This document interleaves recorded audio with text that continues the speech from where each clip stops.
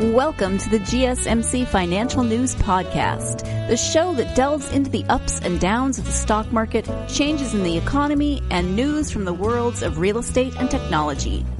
From breaking news on the New York Stock Exchange, NASDAQ, or the overseas market, to updates on the bond market, if there's money to be made, we've got you covered.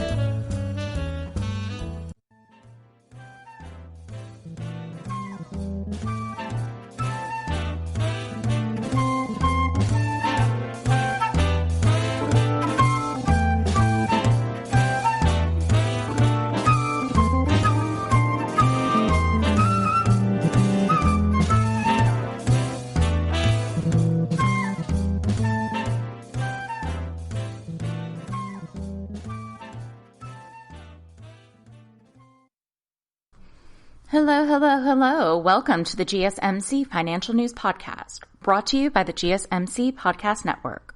I'm your host, Virginia Lucci, coming at you live from my house in Montgomery, Alabama. Thankfully, it is a beautiful sunny day today. We avoided the hurricanes, and my thoughts and prayers go out to those who have been affected. The show today is going to be a little different. As always, I'm going to start off with a word on the street, but after that, I'm going to delve into the wild world of multi-level marketing. In today's economy, everyone wants a side hustle, but a growing number of specifically women turn to MLMs, and that may not be the best way to make money. So in today's top 10, I'll give you my favorite ways to make money from home. As always, I'm going to give you my disclaimer. I am not providing legal, financial, or tax advice. This show is for entertainment purposes only, so don't come at me if I give you some information that doesn't turn out to be right. The economy is changing every second, and as always, if you have questions, please visit an attorney, financial, or tax professional for advice that's tailored to your needs. Now let's get to it.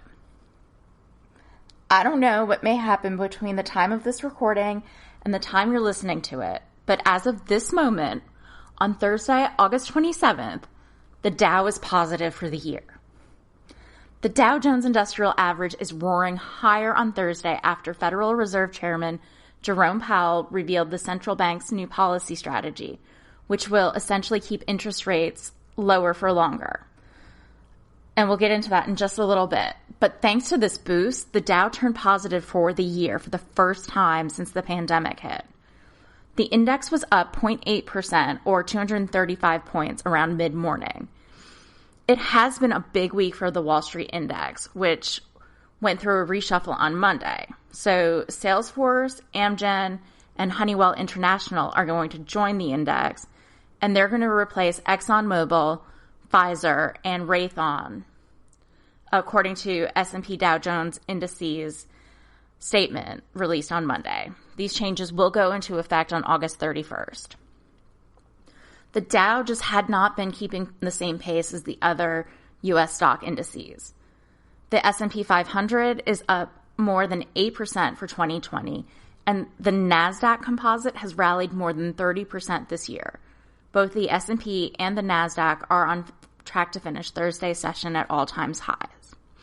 So the market got a huge boost from Chairman Powell's speech at the virtual Jackson Hole Monetary Policy Symposium on Thursday morning. Under its new policy framework, the Fed will allow inflation to climb above 2%. That means interest rates will stay lower for longer, which is good for companies, and that means it's good for the stock market. The central bank has been the superhero by repeatedly restructuring the economy and markets from crises throughout the years, slashing short-term interest rates and buying all kinds of bonds. Fed Chair Powell essentially said Thursday that it now may continue to pump aid into the economy even if the inflation rises above its target level of 2%, as long as it had been weak before then. The era of easy money is here, according to Mike Loengart, Managing Director of Investment Strategy at E-Trade Financial.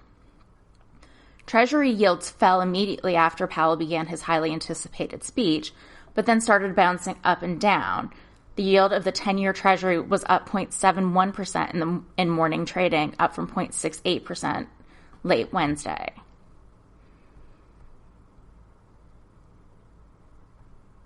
Dow Jones leader Apple fell 0.3% in morning trade.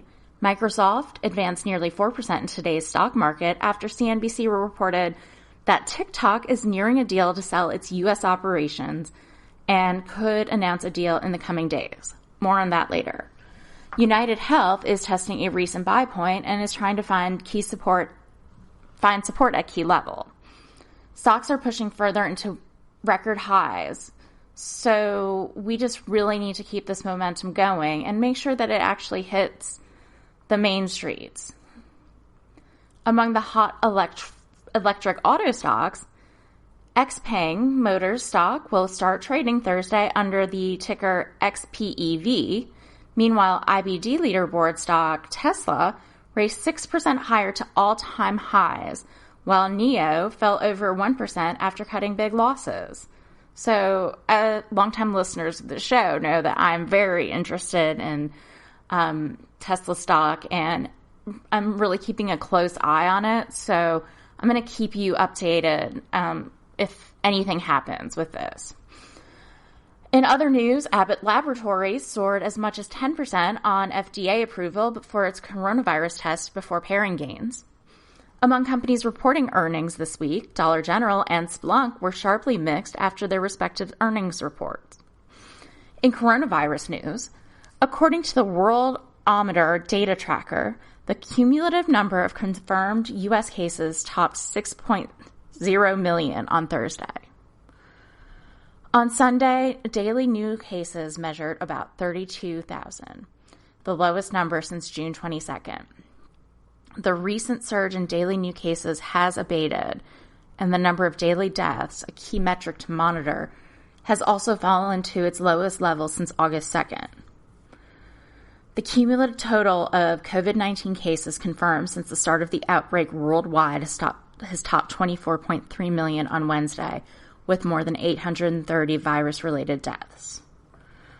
So hopefully there's going to be a light at the end of the tunnel, and maybe someday we can get back to normal, but until then, we have to do our part, and whatever that means, if it means wearing a mask, if it means washing your hands every 5 seconds, then I'm going to urge all my listeners to continue to do that.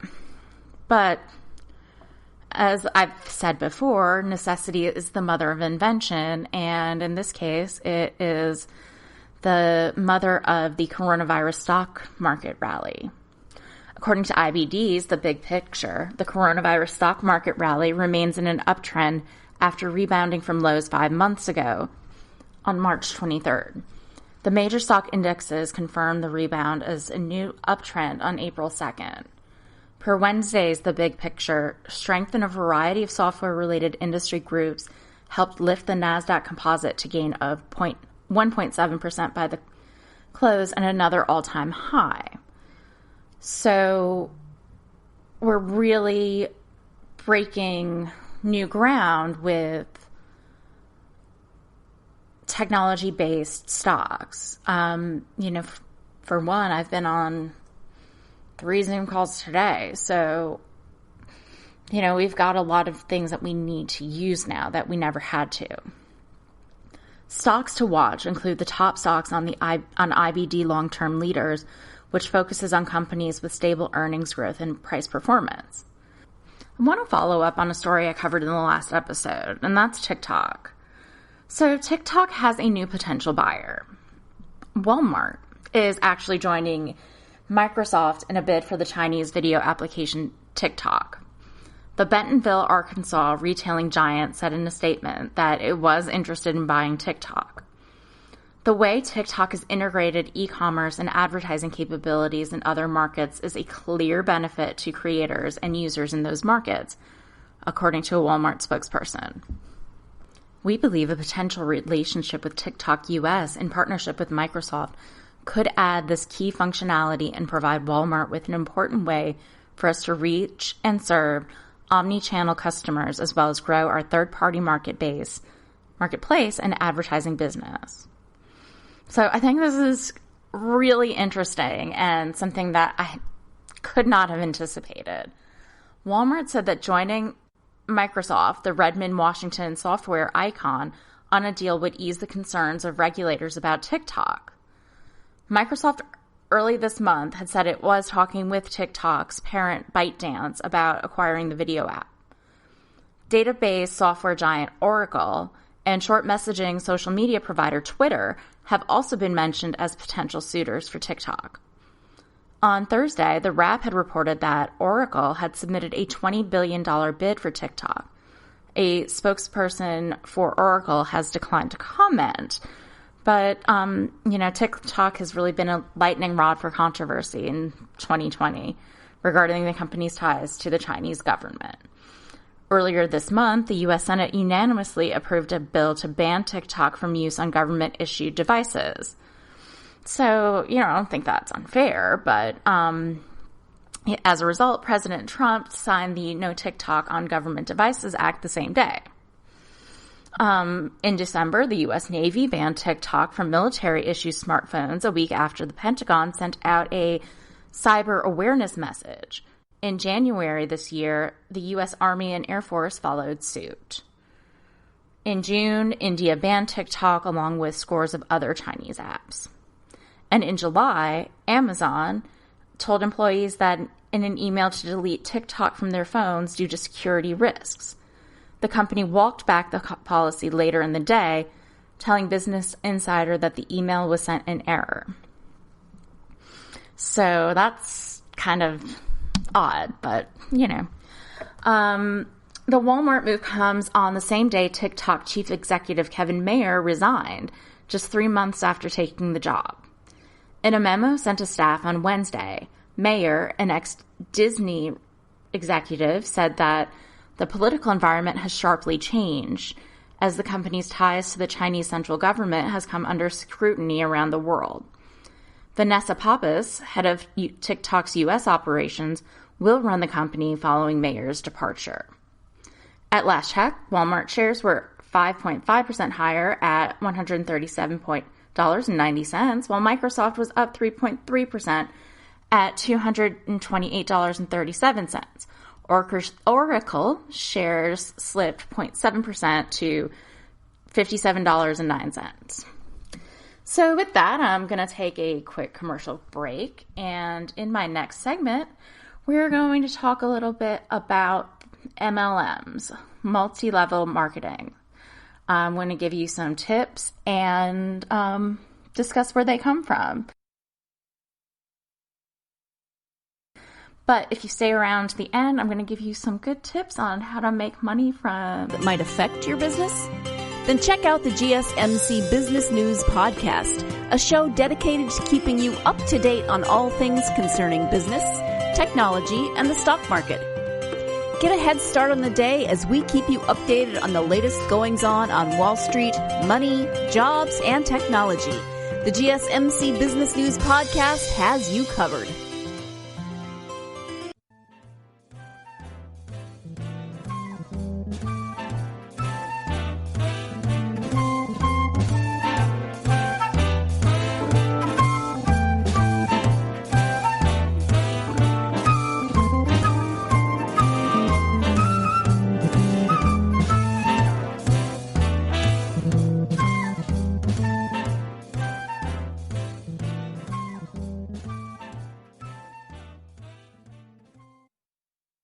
All right, welcome back.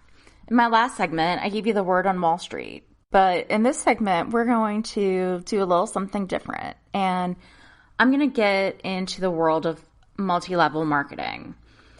Most women, if you're like me, have been approached to purchase and sell some fantastic beauty products to supplement your income. Some of the products are great. I've happily used Rodan & Fields, Tupperware, and Beachbody. And before I go on, I want to make one thing clear. I have no judgment to anyone who has participated on a representative side in a multi-level marketing program. I have nothing but the utmost respect for women looking to take power into their own hands, whether it's by starting a business, growing a business, or just doing their side hustle.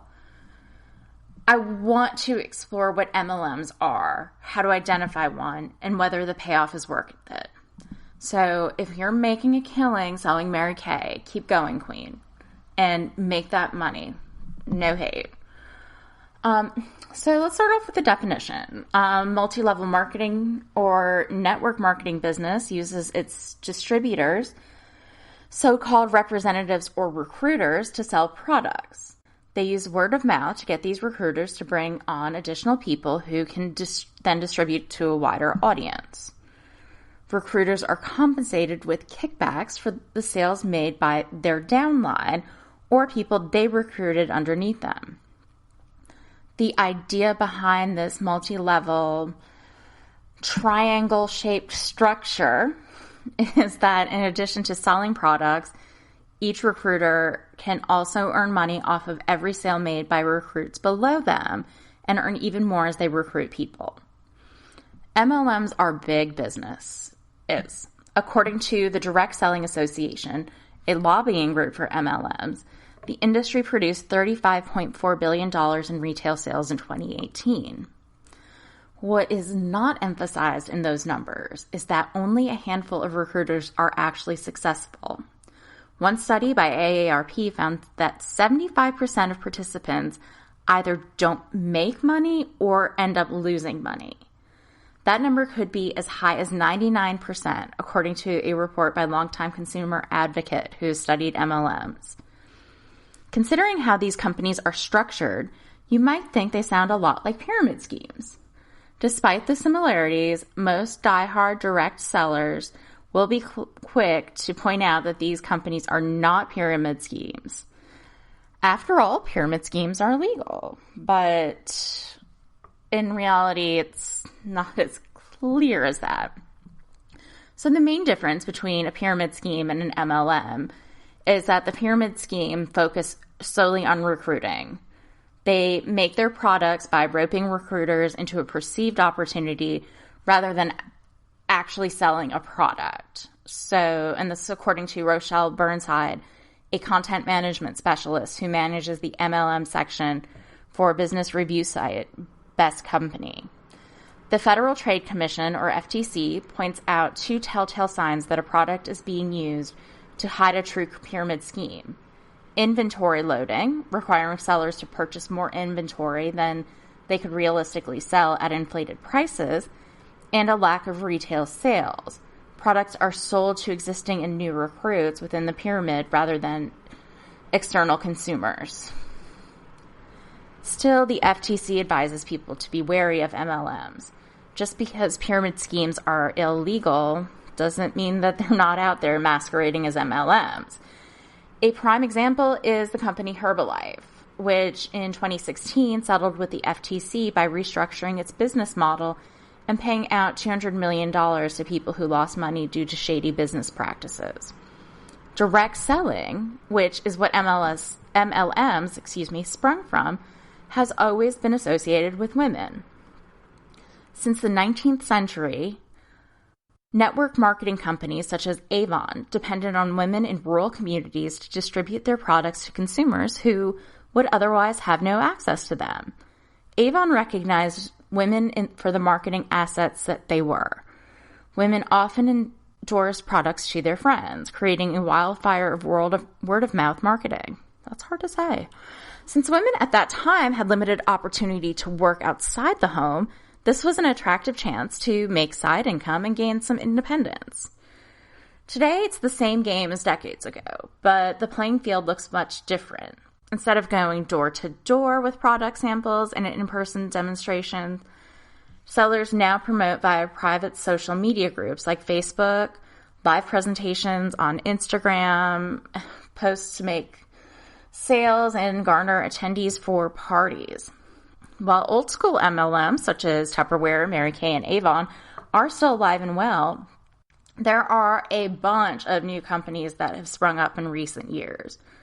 Among the most popular are makeup and skincare brands Unique and Airbon, diet and wellness companies, Plexus and Beachbody, essential oil sellers, doTERRA and Young Living, and the fashion company known for its myriad printed leggings, LuLaRoe. 3/4 of direct sellers happen to be women, according to the Direct Selling Association. And that's not an accident. To start, many of these companies sell products that women would want, which is how many become interested in the first place. So they market products that women would want to discount on because they want to purchase them themselves. So, yeah, if I want a bunch of makeup at cost, then, that might look attractive for me to get involved with a makeup marketing company. So MLMs also take marketing cues from other online resources for moms, such as mommy blogs, as well as Pinterest boards and Instagram images. The websites, marketing materials, and training documents often feature pastels and calligraphic fonts. They're much more colorful than your average corporate training manual. The aesthetic and ethos behind many of these brands appeal to a wide range of women, from millennials looking to make it big in the gig economy to established career women. But perhaps the most sinister marketing tactic MLMs can employ with stay-at-home mothers is preying off of loneliness. It can feel isolating to be home with the kids all day, and MLMs promise an upline of sponsors who will support them as they launch their business. Several corners of the internet have become devoted to connecting mothers with each other, and MLMs are tapping into these networks to make their sales and recruitment. Another attraction is that no formal education and little training is required, unlike other career fields. This is where you get the stereotype that women who never left your hometown are now representatives for MLMs. Often the poor and less formally educated are targeted by multi-level marketing. These companies also stress that the lack of financial investment is not a barrier to entry. In fact, other than LuLaRoe's pricey buy-in requirements, most MLMs require $100 or less to get started. For women who have no history with investing or dealing with business and finance, it's attractive to them that they can start their own business selling someone else's product without putting in a lot of money that they might not have access to. But that's not necessarily the truth. Aside from the initial buy-in, representatives are typically required to buy a certain amount of product on a monthly basis to maintain their status. Partially due to expectations like these, the longevity of an MLM representative is not that long. According to research conducted by John M. Taylor, Ph.D., in the first year of operation, a minimum of 50% of representatives will drop out. After 5 years of operation, a minimum of 90% of representatives have dropped out. Ultimately, though, the women who buy into MLMs do so in order to achieve independence, whatever that may mean to them. Marketing and training materials for MLM are often littered with fake it till you make it mantras and platitudes like, decide today what you want to be tomorrow. The key word empowerment is used in a lot of their training. They're connected with the feminist movement to make it feel like this is something that's empowering to women. And really, I think it's just deceptive. Perform a quick search of social media posts by MLM companies, because I'm sure you've got some on your social media account, and you'll find posts emblazoned with the phrases such as boss babe, shiro or CEO, killing it. And even though a quarter of direct sellers are men, there doesn't seem to be a male equivalent for girl boss. When was the last time you saw a male friend trying to sell you something on social media? It would usually be on the Facebook Marketplace trying to get rid of an old engine or something.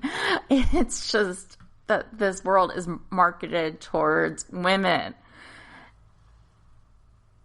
The reality is that men are synonymous with leadership.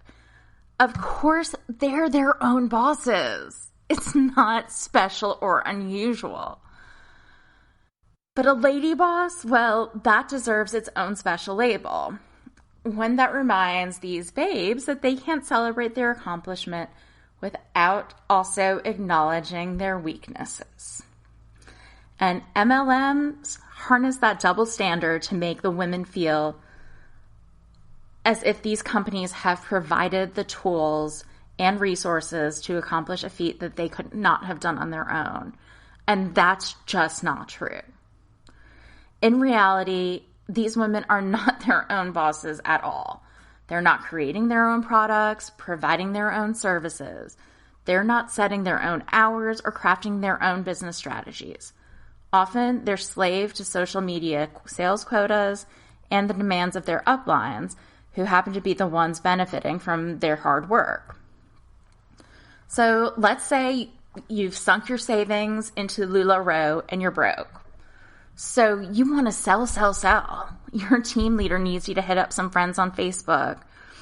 Aside from the financial repercussions of getting involved in MLMs, women also find that it strains relationships, both online and offline. It's easy to understand why so many women could fall prey to the promises by MLMs, but the internet is not as sympathetic. Often referred to as huns, as in, hey hun, I just wanted to tell you about this new product I'm loving right now. The women hawking these products have garnered a reputation among social media connections as aggressive salespeople, completely lacking in self-awareness. These MLMs encourage women to market heavily to their existing social networks under the guise of female empowerment. That really makes it hard to say no to an invitation to join the team. And because most friends are likely to purchase a product or two as a show of support, it gives women false hope about their business potential. Their tactics can include using email lists that are normally off limits to solicitations to send invitation blasts to parties in hopes of making a sale or gaining a recruit under the guise of a get-together. I've been contacted through work lists. Hon, I know you're busy, but why don't you enjoy some HelloFresh on me? It happens, and it feels invasive. And it's so hard to say no to attending a friend's party and leaving empty-handed. Otherwise, you risk looking self-centered. And as women, we've been trained not to say no to helping a friend. Sure, I'll buy some of your goopy yet incredibly drying lipstick that I'll never get off of my lips. I'm your friend and I want to help. In a Washington Post article from last January, many women considered that the duplicity is unforgivable.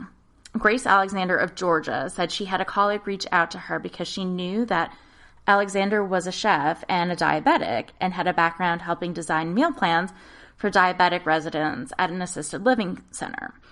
This colleague asked Alexander for help creating a diet for herself to help her blood sugar stay on level and asked if keto diets were any good. The conversation soon took a turn. Of course. Then she sent me this scammy keto shake hard sell MLM message, and I was so disgusted. Alexander said, I unfollowed her on social media and stopped responding to her waves and DMs. I felt completely disrespected and insulted by her pretending to want my educated opinion on something I am a quasi-expert in. Discovering it was all upfront to get me to sell me some ridiculous get skinny fast product was just the last straw for me. MLM tactics can break family relationships too. Jen Johnson said that when her sister started selling MLM products, their mom initially bought them, but stopped when the sister claimed the product would cure their mom's cancer. Her sister ended up not speaking to their mother during her final year of life. Johnson blames both the MLM for its tactics and her sister for being heartless enough to follow them. Also, while my mom was in hospice, my sister attempted one final sale by having her MLM friend try to sell to my mom. And I have no respect for them, she said. Wow. As a result, women who are messaged nonstop and duped into pitch presentations under the guise of catching up grow resentful. They feel used and relationships suffer. The key to quality relationship is about being known and understood. For some, being sold an unwanted product is a cue that they don't really get me. So we're prone to rewrite our history with this person into one that paints the seller as unkind, even if they've been a great friend in the past.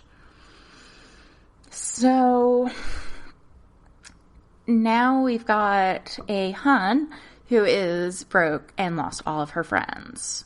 What recourse does she have? There's not a lot. So in our next segment, I am going to give you a little bit more information about what makes this legal and one of the granddaddy of all MLMs, Amway, and how they made their money. Tired of searching the vast jungle of podcasts? Now listen close and hear this out. There's a podcast network that covers just about everything that you've been searching. Hey! The Golden State Media Concepts Podcast Network is here. Nothing less than a podcast bliss with endless hours of podcast coverage. From news, sports, music, fashion, cooking, entertainment, fantasy, football, and so much more. So stop lurking around and go straight out to the Golden State Media Concepts Podcast Network. Guaranteed to fill that podcast itch.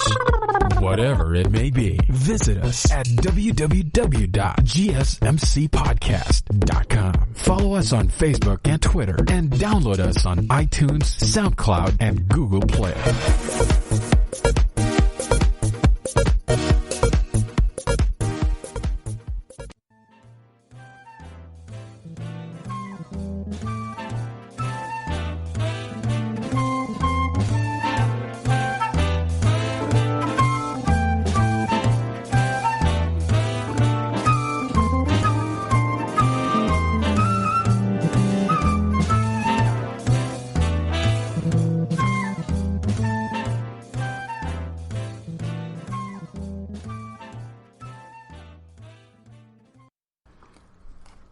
Thanks for sticking with us. We've just discussed the basics of MLMs. And if you're like me, you're sitting here listening, asking yourself, are all MLMs just scams for the business owner? One of the biggest problems with many MLMs is that they present an unrealistic idea of what the average person can accomplish by joining. They bring out these millionaires to conferences and put them in the spotlight to make it seem like anyone can do it. Obviously, for MLMs to be successful, legitimate businesses, people need to be making money. And there are a small portion of sellers who earn six figures or more. And keep going, queens. Make that money. But what's rarely highlighted is the fact that these women, and sometimes men, have the financial means, time, and skills to be successful. Not to mention that they're often early adopters who were able to build huge downlines before the market became saturated. For most women, all the time and energy in the world probably would not have been enough to make their business take off.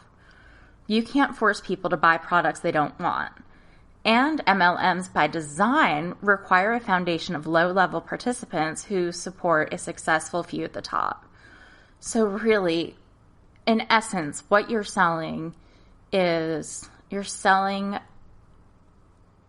an idea to whoever's going to be in your downline, which is a hair closer to a pyramid scheme.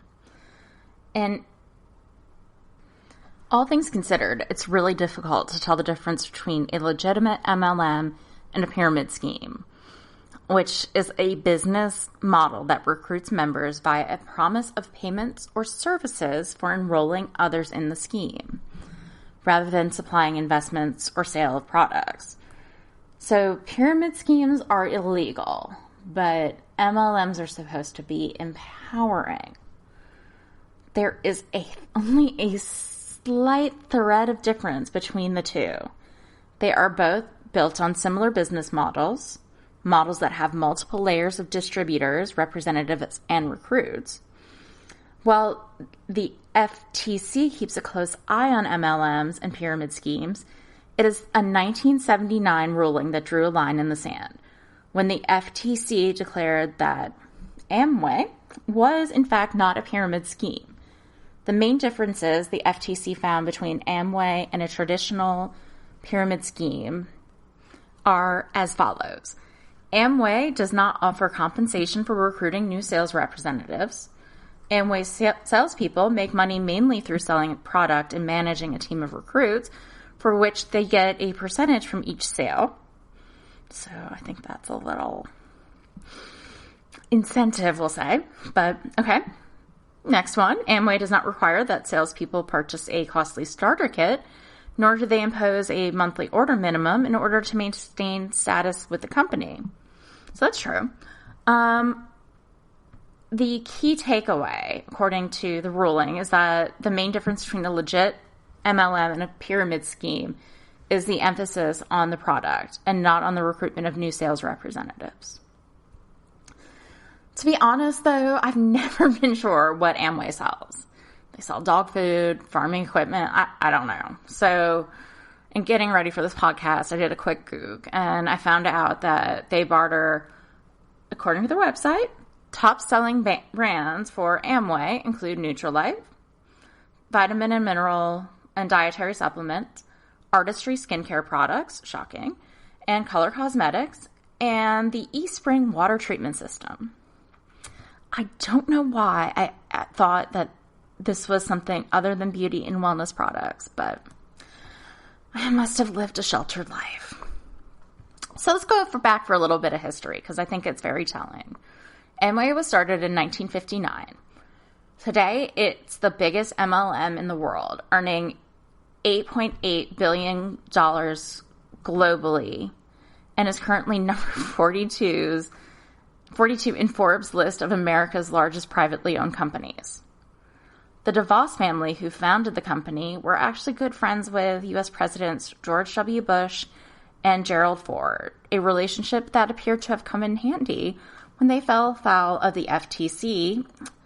As the Washington Post reported, in 1975, 4 years before that ruling, when Amway came under a FTC investigation as an alleged pyramid scheme, a charge that was later dropped, and for making misleading promises of riches to prospective distributors, Van Adel and DeVos had a 43-minute Oval Office visit with Ford.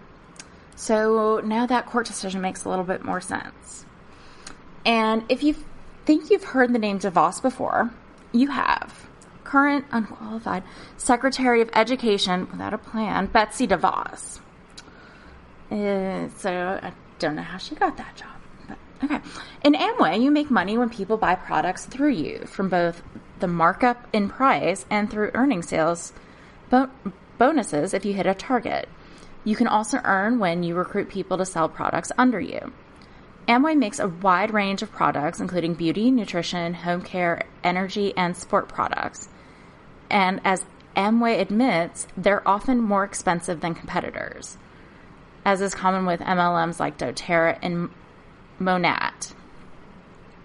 As the Dream podcast discovered, the main reason for this is often the real retail price in MLMs is the cost to the reps, as they're the real customers. It's very common for MLMs like Amway to require reps to purchase specific value of products themselves each month to stay active. So how much can you earn with Amway? To find out, I'm going to take a quick look at their 2017 income disclosure statements for the UK and the Republic of Ireland. Amway apparently does not promote income disclosure statements for the USA, so we got to look overseas. As of August 31st of 2017, it said that Amway had 17,205 registered retail consultants. However, of these, only 4,735 received a rebate from Amway. This means that 12,470 people, or 72.5%, earned nothing. And of the 27.5 who earned anything, the average monthly payment was just £41. giving them an annual income of just £501 before deducting expenses. In the same time period, Amway had 19,669 certified retail consultants. Of these, 62.3% earned nothing. The average repeat of 7,413 people who did earn anything was just £100 a month, or £1,200 a year, again before the expenses are deducted. At the top of Amway's triangle-shaped business earnings table are business consultants.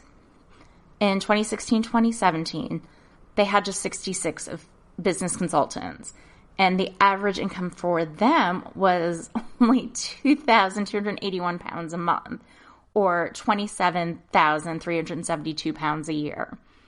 Only 66 people earned more than £110 a month with Amway. That means that out of the 36,000 people in the UK and the Republic of Ireland who were with Amway in that year, only 66 people earned over £110 a month on average. Here's what the earnings were in summary. Of the 39,940 people who were signed up to Amway in 2016-2017, 66.9% earned nothing. 12.8% earned £41 a month. 20% earned £100 a month. And only 0.17% earned £2,281 a month. According to tax returns, even top Amway reps make a loss. But even if you're a top Amway rep, and remember, this is just 0.17% of all the people who join, you're still not out of the woods because you need to deduct your expenses from your income. And when you do that, your profits, so-called, are gone, basically. As research published by the FTC reveals, the average net income after subtracting expenses for the 200 top Amway distributors in Wisconsin was approximately negative $900.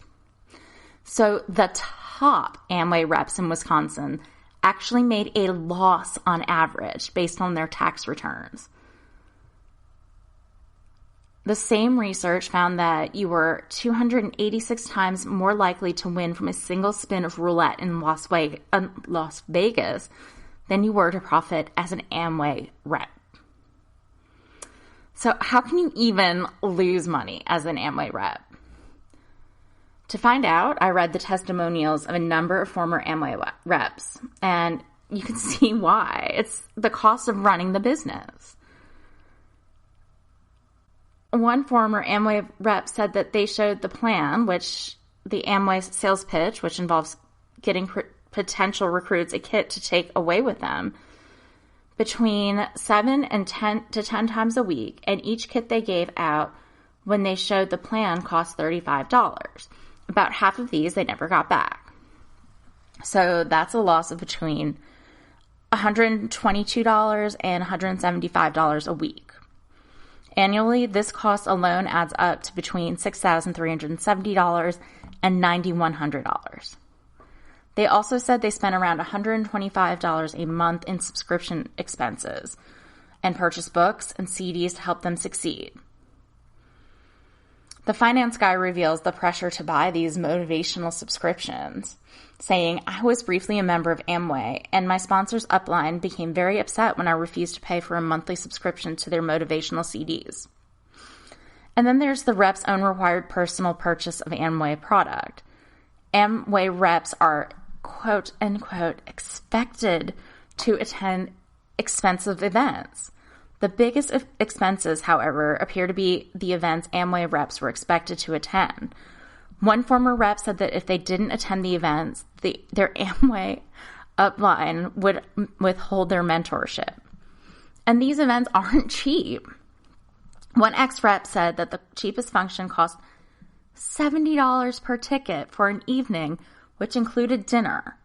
And the most expensive events were weekend trips, which cost around $250 a head for tickets, included breakfast and lunch, but you had to buy your own dinner. You also pay for your travel and accommodations. So that doesn't even include the accommodations. Okay. In the United States, this sometimes ran into thousands of dollars if you needed to fly across the country. One rep estimated they spent $4,000 to $5,000 for each long-distance event. So they get away with this by saying that your MLM losses are, quote, investments. One former rep said that their upline demanded they personally use 300 pounds of Amway products every month, and a lot of that's still in their cupboards. She estimated that she and her husband had invested at least $50,000 over the 3 years they were in Amway, not including the cost of traveling to and expenses from their quarterly business trip. Their income for over the 3 years, their gross income was $10,000. So that's a net loss of $40,000.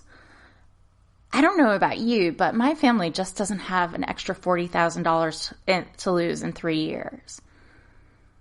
In order to keep the reps in an MLM scheme, their uplines often reframe their financial losses as investing in their business, dangling the carrot of future financial freedom. So, you just had a hard couple of years. So those 3 years, you're building, you're making yourself better. Keep going, and the money's going to come. And that's in your profit. People are losing their entire savings and everything of value that they have. People are selling their belongings to keep up with their business. It seemed worth it for the goal of financial freedom. But here's where things get interesting. If Amway is apparently so terrible, why do people stay in the business? One thing that I've been reading is that MLMs are very cult-like. They're actively discouraged from critical thinking. They're told that any question that deviates from the "this company is amazing" mentality is negative, and are chastised and even isolated if they even ask. MLMs, also very much like abusive partners, encourage you to cut from your life anyone close to you who genuinely has your best interest at heart, who question your involvement. And any people who leave an MLM are excommunicated. They're painted as a failure or a terrible person / influence, and reps are warned not to contact them. Often this rejection from people MLM reps had formerly considered virtually family, having been isolated from their real family, is one of the most devastating losses ex-reps experience. It can be incredibly hard to recover from. And Amway appears to really take this approach. According to a former rep, they were encouraged to cut out negative people from their lives. And negative just meant anyone who didn't support Amway. Just like a cult, they anticipate the negative feedback you will receive and preemptively dismiss it. To further embed them in the business and distance them from their friends and family, again, a typical tactic of an abusive partner, MLMs often expect reps to prioritize their events and business over their personal life. Another former Amway rep said that they were counseled to never go on dates, never go on vacations, never attend family functions, basically not to do anything other than work their Amway business. There are people in the business who have missed weddings to attend meetings, and people are losing friends left and right. And like other MLMs, the amazing family you build when you're in disappears suddenly when you leave. Here's what another Amway rep says of their treatment from their mentor, who was like a brother to them when they were in the business. He said, "I cried when he left us a message talking about how he didn't realize we were quitters, and he just couldn't put his time into people who weren't worth it. Just avoid Amway at all costs." See what I did there? Come at me if you want me to continue a series on MLMs. I think it's interesting. It's a little different from what I've been doing, so let me know what you think. So since we've just seen how difficult it is to make money through an MLM, I'm going to share top 10 of the most profitable home-based business ideas in our next segment. So stick around. Do you work in the world of marketing and advertising? Are you a media buyer or the owner of an agency? Have you been looking for a podcast to help stay on top of all the goings-on of those worlds? The GSMC Marketing News Podcast is dedicated to keeping you up to date on all things concerning marketing and advertising. Get the latest marketing news, from what major businesses have planned for the coming year to the newest trends in advertising, from podcasts, digital and streaming, to the old standbys of radio, television, and billboards. The GSMC Marketing News Podcast has you covered, whether you're a marketing agent or a business trying to expand your brand.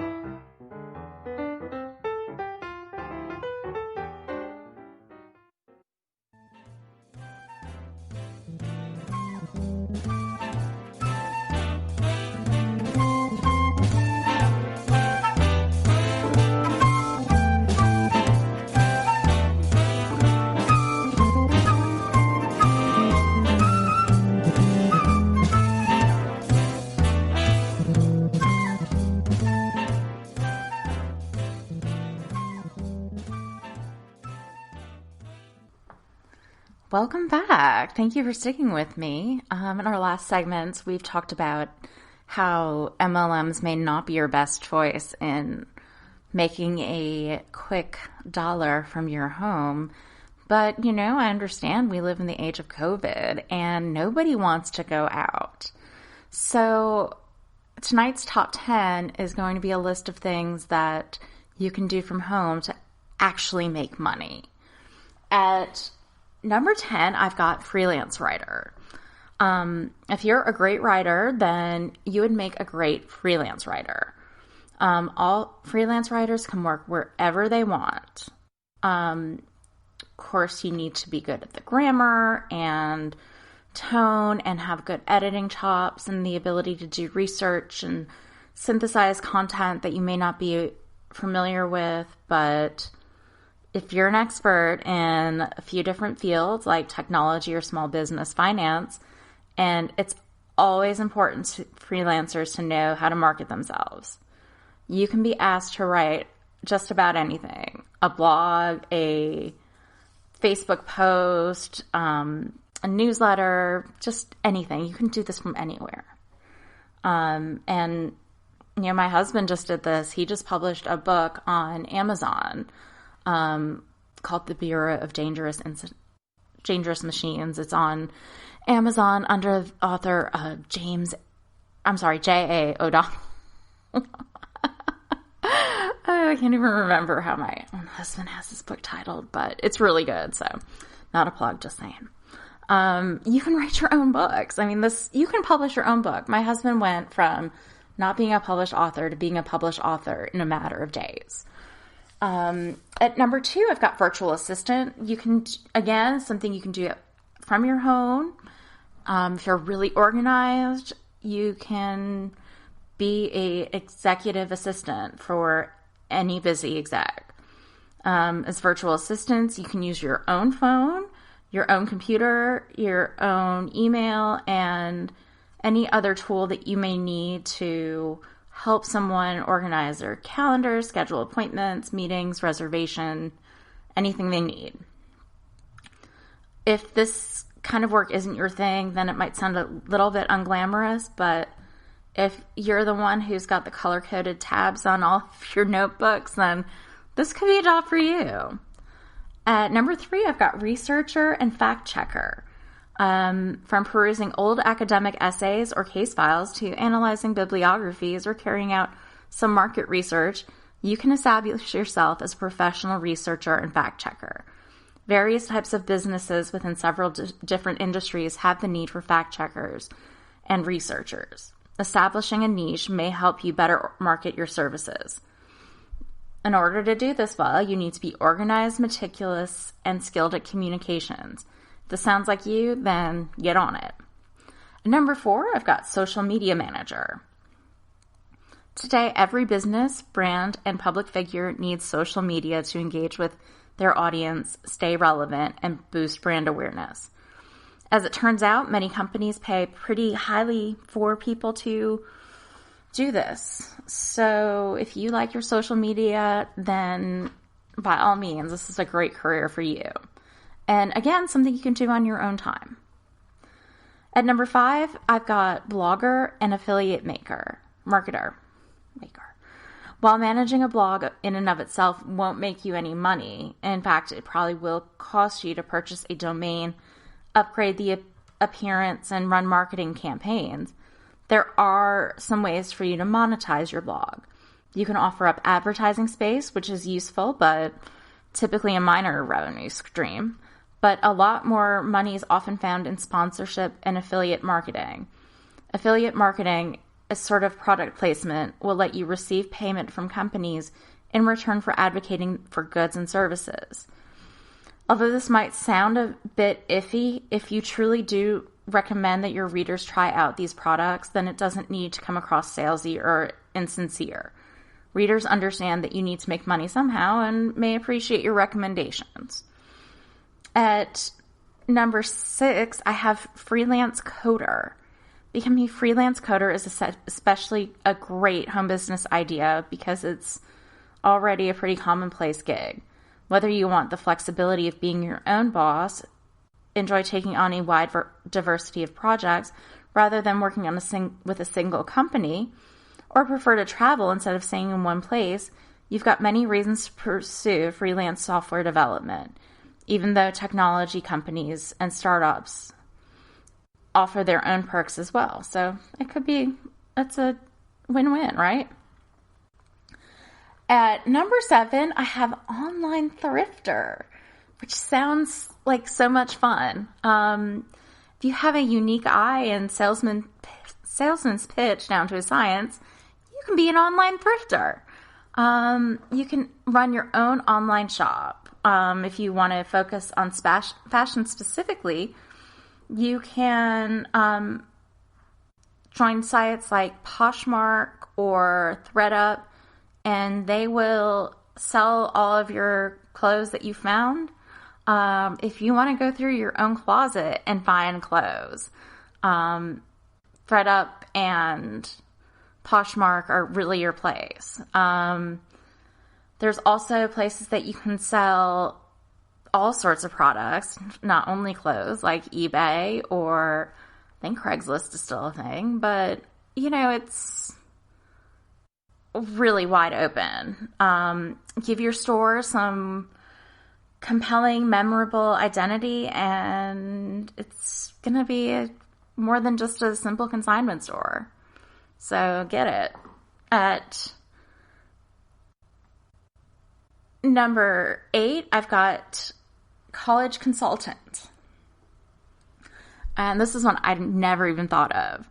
If you're a top-notch editor with a deep understanding of how college admissions work, including standardized test preparation, personal statement requirements, supplemental essay requirements, applicant statistics, and even financial aid, then you might be able to snag a rather well-paying job as a college consultant. Some families are willing and able to pay, and they pay well, to make sure that their kids submit the best possible applications to their dream schools. Now, this isn't an easy job, but it's a good one. I think probably the best known college consultant is the guy who ran the fake application ring. So, you don't want to get involved in anything like that. And that guy may appear on another one of my most notorious financial criminal segments, but you get the idea. You can legitimately help kids get into college without buying or having their parents make significant donations. It's a big business. At number 9, we have an online tutor. Along the same lines, we're going to help students get to where they want to be. You can do subjects like calculus or biology, or if you're the standardized test guru, you can do tests like SAT or MCATs, you can share your knowledge with current students looking to get an edge. So if you have a passion for teaching and are up to date on the formats and policies of the test you plan to instruct students on and feel comfortable handling the content, then it might be time to start an online tutoring business. And just like the rest of these online home business ideas, you can really service customers over phone or conferencing like Skype or Zoom. And at number 10 is probably my favorite, and that's going to be a translator. If you know multiple languages, then this is a home-based business idea for you. As a translator, you can service businesses and clients in a number of ways. You can translate articles, press releases, or ebooks, or any written work. You might also translate videos, podcasts, or contribute to international closed captioning for a variety of visual products. Moreover, you might connect with international businesses to serve as a translator for meetings or phone calls. With experience in more than one language and access to the internet, you can go all over the world. So, I think there are so many online opportunities for you that it's not worth getting involved in these multi-level marketing, scary businesses. Businesses like the ones I've just covered are it's a low cost to get started, and they're going to net you an actual income. While it may be tempting to get in business with your best friend who sells some products that we've discussed, these alternatives are a lot more secure. And honestly, I've just touched the tip of the iceberg. There's stuff in medical, there's stuff in editing, whatever you want to do, you can probably do it from home right now. So we've reached the end of the show, and I hope you enjoyed it. If you liked it, go online and give us a 5-star review. We appreciate that. It helps me a lot. Be sure that you subscribe to the GSMC Financial News Podcast on your favorite podcast app. Check us out on YouTube under the GSMC Financial News Podcast. And find me on Twitter at GSMC Financial News Podcast.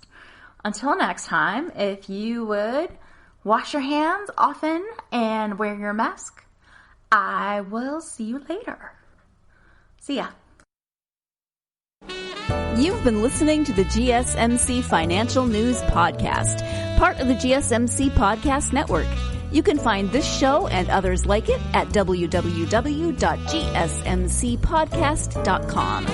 Download our podcasts on Apple Podcasts, Stitcher, SoundCloud, and Google Play. Just type GSMC into your favorite podcast app to find all of the shows from the GSMC Podcast Network. From movies to music, from sports to entertainment, from business news to weird news.